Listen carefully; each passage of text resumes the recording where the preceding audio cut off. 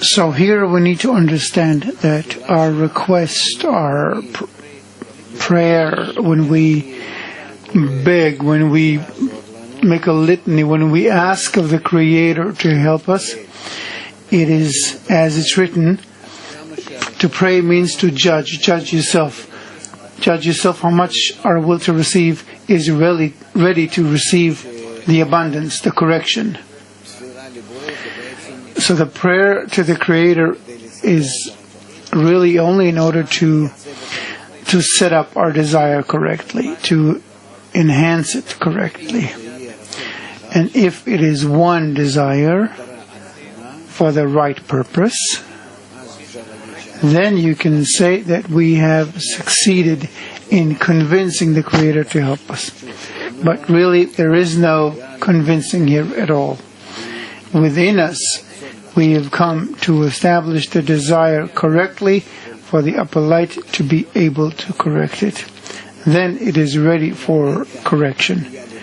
So there is no plea to the Creator here, but it is you turn toward yourself to establish, to position the desire correctly for correction, so it can receive the correction.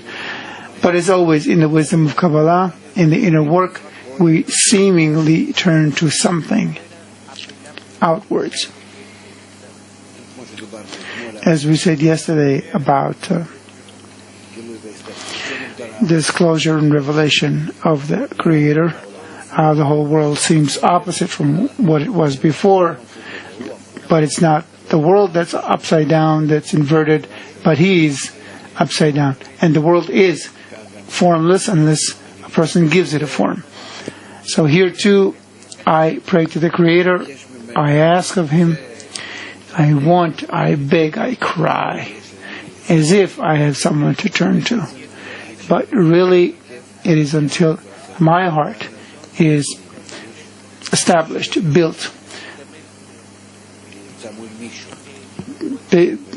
because then I feel like I'm standing in front of someone, as Baal HaSulam writes in the introduction to the book of Zohar, that we, in the preface to the introduction to the Zohar, to the book of Zohar, that we have this feeling as if we're standing in front of someone, as if we're standing in front of the Creator. So this way we can work and cry and do things. We have discernments.